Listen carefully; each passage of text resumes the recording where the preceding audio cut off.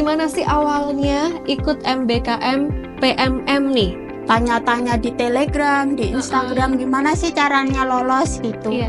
Akhirnya aku coba apply, ikutin tes, alhamdulillah lolos langsung ke pilihan pertama. Pertama kali datang ke Sorong nih, apa kesan yang muncul? Waktu aku datang pun langsung kayak, oh ini benar-benar nggak yang semenakutkan itu, malah tiba-tiba waktu keluar bandara pun itu pun juga rame, ada tarian sambutan gitu. Oh iya. Tapi untuk sistem perkuliahan dan juga pendidikan di sana, apa sih yang menjadi difference atau beda nih dengan yang ada di sini? Untuk kurikulum sama saja, hanya saja mungkin anak PMM terlihat menonjol gitu kan, kesenjangannya mungkin terlihat waktu itu waktu dari SD, SMP, SMA-nya kan beda-beda. Kami yang dari Jawa mungkin langsung satset gitu. Adakah aspek-aspek budaya atau bisa dibilang culture ya di Papua itu yang menurut kamu, wih ini menarik banget ya? Oh, yang itu yang buat aku menarik itu pas waktu aku juga pas awal-awal itu juga kaget, awal-awal datang lihat pinggir jalan itu kayak merah-merah itu apa? Aku kira darah kan. Ternyata pinang, budaya makan pinang. Hai Sobat Unik, apa kabar hari ini? Senang sekali saya Merida Tobing bisa kembali hadir menjumpai Anda dalam Unik TV yang senantiasa memberikan informasi dan inspirasi. Pagi hari ini saya kedatangan satu tamu istimewa, yakni Hanum Nila Fatwa yang merupakan alumni PMM 4, Pertukaran Mahasiswa Merdeka 4 ya, dari Universitas Kadiri. Kita sama-sama dulu ya. Hai Hanum, selamat pagi. Selamat pagi. Apa kabar hari Baik. ini? Sehat ya? Sehat selalu. Wah, ini alumni PMM 4 yang hari ini akan cerita banyak tentang bagaimana sih wawasan, pengalaman, pengetahuan ketika kemarin pertukaran mahasiswa merdeka ya. Hari ini kabarnya baik, sehat? Baik banget dan sehat banget. Boleh sapa-sapa dulu Sobat Halo Unik Sobat ya? Unik. Oke, boleh dong cerita gimana sih awalnya ikut MBKM PMM nih dan di Sorong ya? Iya. Gimana tuh cerita awalnya? Awalnya itu sangatlah klise ya Kak ya. Awalnya itu sebenarnya dari SMA, sebenarnya aku pengen ke Papua. Tapi nggak tahu aksesnya gimana, kan namanya juga anak SMA kan. Iya. Nah, itu tepat waktu habis pulang organisasi, itu aku iseng-iseng cek web MBKM. Terus ada tentang program PMM, aku telusuri lah itu. Loh, kok ada pilihan Papua, dan itu tepatnya di Sorong, di BTW di Universitas Pendidikan Muhammadiyah Sorong. Dan itu aku langsung mencoba kayak tanya-tanya di Telegram, di Instagram, gimana sih caranya lolos gitu. Akhirnya aku coba apply, ikutin tes, alhamdulillah lolos langsung ke pilihan pertama. Wow, awalnya cuma iseng doang dan ternyata mimpi kamu ke Papua di masa SMA bisa terwujud gitu ya. Luar biasa. Pertama kali datang ke Sorong nih, apa kesan yang muncul? Kesan yang muncul itu kayak ternyata Papua nggak semenakutkan itu guys. Iya, waktu Gimana aku keterima di Sorong itu satu kampus banyak yang kamu yakin mau ke Papua? Papua kan serem gini-gini gitu. Ternyata nggak sama sekali. Waktu aku datang pun langsung kayak, oh ini benar-benar nggak yang semenakutkan itu, malah tiba-tiba waktu keluar bandara pun itu pun juga rame, ada tarian sambutan gitu. Kayak gimana sih kamu disambut? Nih juga membuktikan bahwa ternyata Papua tuh nggak serem seperti kata orang, nggak menakutkan. Justru sebaliknya kamu dapatkan di sana. Waktu disambut itu kayak, apalagi kan di sana itu kayak waktu kita datang itu kan pukul pagi ya Kak ya, jam 6. Aku masih ingat itu, aku dapat penerbangan malam terus sampai sana pagi. Nah itu bareng sama anak-anak kampus lain, jadi nggak cuma Jawa Timur doang, ada Yogyakarta, Jawa Tengah, dan kebetulan itu kami kedapatan kloter 2 kan Kak. Jadi itu rame-rame, terus tiba-tiba waktu datang, waktu di pintu keluar itu langsung disambut tarian-tarian Papua, alat musik gitu Kak. Wah, merinding banget dengarnya.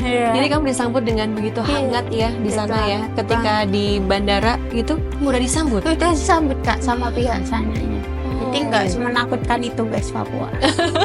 Sudah dibuktikan langsung sama si Hanum. Kemudian nih Hanum, ketika datang di sana ya, di Papua Barat Daya ya, di Sorong ya. Sorong. Pasti banyak hal yang harus kamu sesuaikan ya, baik dari segi iklim atau mungkin lingkungan. Gimana pada saat itu? Wah, waktu itu kayak panasnya itu, ya Allah, itu panas banget. Satu orang satu matahari kalau anak PMM bilangnya gitu. Oh iya? Kita harus Banyak ya? menyesuaikan panasnya gitu, Kak. Dan awal-awal pun kita juga kayak gatal-gatal, airnya kan juga kurang bersih gitu. Itu ketika di awal. Iya. Di sana di kampus apa? Di Unimuda, Universitas Pendidikan Muhammadiyah Sorong. Oke, dan Hanum kalau dari Universitas Kadiri hanya sendirian atau gimana? Hanya sendirian. Wow, luar biasa. Kamu dapat banyak pengalaman, pengetahuan, wawasan, bisa ketemu dengan orang-orang baru, lingkungan yang baru. Apa aja yang kamu dapatkan di sana?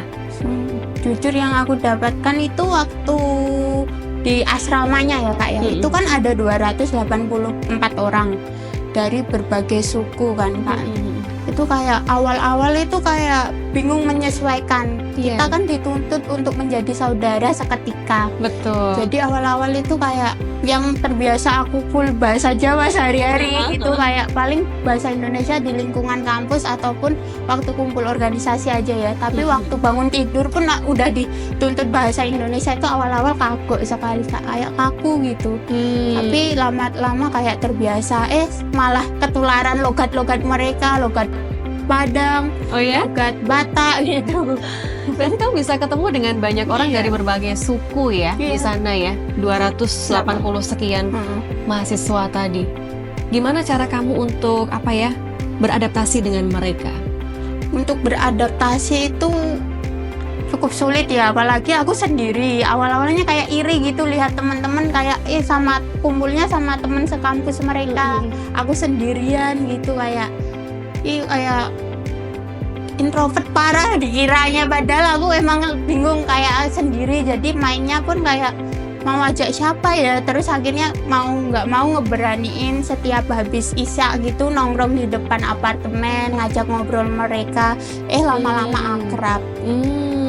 Jadi Hanum ini sebenarnya tipe yang introvert gitu ya. Tapi setelah ikut PMM kenal banyak orang yang mana mau nggak mau kita harus adaptasi. Akhirnya jadi extrovert dong sekarang. Iya, extrovert parah sekarang kata teman-teman gitu. Iya, dampaknya wow luar biasa. Tapi untuk sistem perkuliahan dan juga pendidikan di sana, apa sih yang menjadi difference atau beda nih dengan yang ada di sini? Jujur yang kamu rasain? Jujurnya yang aku rasain ya kayak waktu tiba di sana itu, kalau dari segi dosen sama aja karena dosennya itu dari Jawa ke Papua gitu. Jadi sistemnya sama aja kalau pengajarannya. Tapi untuk sistem website, administrasi itu kayak ribet banget, kayak masih manual gitu, Kak. Kadang websitenya error gitu, beda banget Kak sama di Unit, tinggal satset gitu. Oh gitu ya. Jadi mungkin karena fasilitas juga sih ya yang berbeda. Tapi kalau untuk pengajaran kurikulum sama aja atau gimana? Sama saja. Untuk kurikulum sama saja. Hanya saja mungkin anak PMM terlihat menonjol gitu kan, kesenjangannya mungkin terlihat waktu itu waktu dari SD, SMP, SMA-nya kan beda-beda. Kami yang dari Jawa mungkin langsung satset gitu. Ada nggak sih satu mata kuliah khusus gitu yang kamu rasa wah ini beda banget nih, di Jawa nggak ada nih, yang bikin kamu jadi passionate juga di sana? Ada nggak? Ada, hukum adat. Hukum adat? Iya, walaupun kayak gimana tuh? Itu kan kalau di Jawa kita hanya belajar teorinya, kayak dikasih contoh pun di Jawa pun kayak masih hukum adatnya pun kayak nggak terlalu kita tertarik. Tapi waktu di Papua itu wah tertarik banget aku, Kak. Kan aku juga anak hukum ya. Jadi waktu hukum adat itu di sini ada sistem gini ya ternyata. Kayak tabrak, misal kita menabrak hewan pun harus dihitung satu puntingnya itu 1 juta. Misal kita nabrak babi ada 4 punting, kita ganti rugi 4 juta lah. Oh bahkan seperti itu ya. Hukum adatnya dipelajari dengan begitu kuat ya. Oke. Yang mana sebelumnya kamu belum pernah tahu sama sekali? Iya, belum pernah sama sekali. Hanya tahu kajian-kajian teorinya saja. Oke. Hukum adat apa sih yang lain yang menarik menurut kamu? Ya, yang menarik itu ini, maaf ya Kak ya, waktu semisal ada orang yang nabrak kita, bukan si yang korban yang minta ganti rugi yang nabrak, tapi yang nabrak minta ganti rugi si korban. Oh gitu. Iya, Wow. itu sih. Oh, diatur ya di dalam hukum adat di Papua. Oke. Adakah aspek-aspek budaya atau bisa dibilang culture ya di Papua itu yang menurut kamu, wih ini menarik banget ya budaya di Papua, dan masyarakat-masyarakat sekitarnya itu seperti apa sih, Hanum?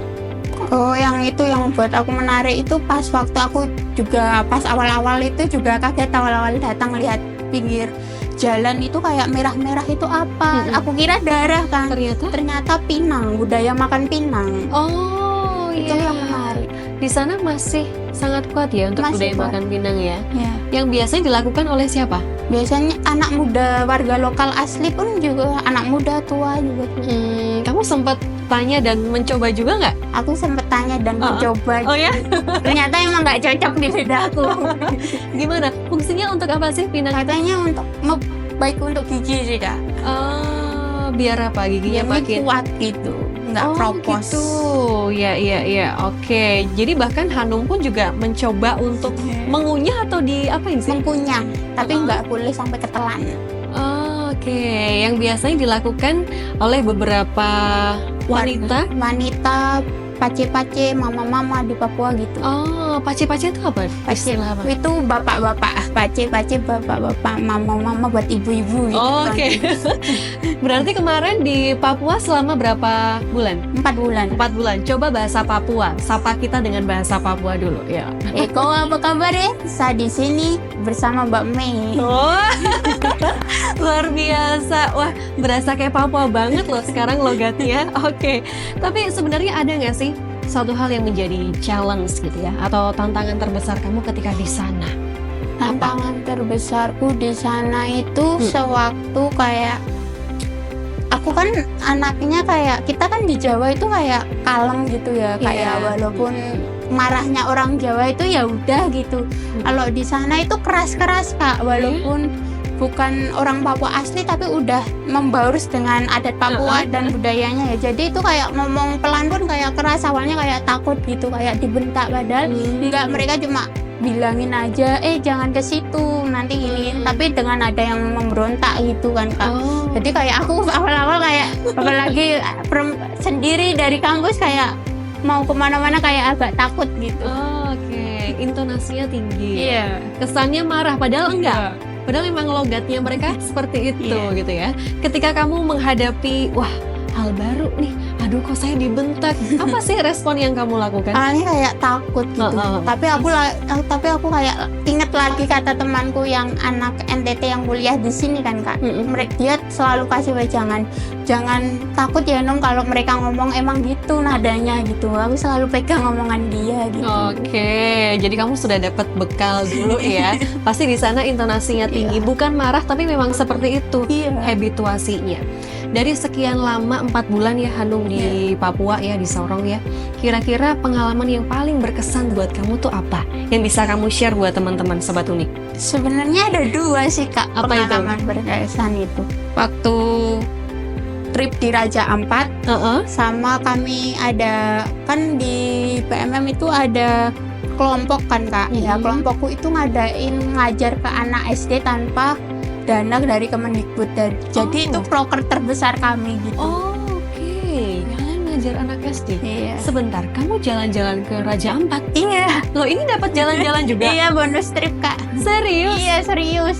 PMM bonus trip? Iya. Ini Sobat Unik perlu tahu nih. Baru ikut sih. Gimana tuh? Gimana tuh ceritanya? Jadi ceritanya itu kami dibagi 2 kloter. Kami diajak ke Raja Ampat untuk terutama itu ke daerah Pianemo sama Pasir Timbul, sama kami juga ada snorkeling juga. Wow.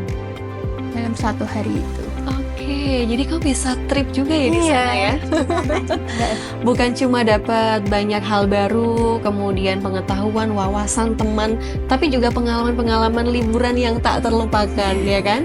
Oke, tadi ada satu proker yang menurut Hanum istimewa banget ya. Kamu juga berkesempatan untuk ngajar anak-anak SD yang mana ini di luar program kementerian. Gimana ceritanya? Jadi itu awalnya waktu kami aku kan ada kelompok namanya Kamuro ya. Pasti kalau teman-teman deketku udah tahu itu Kamuro.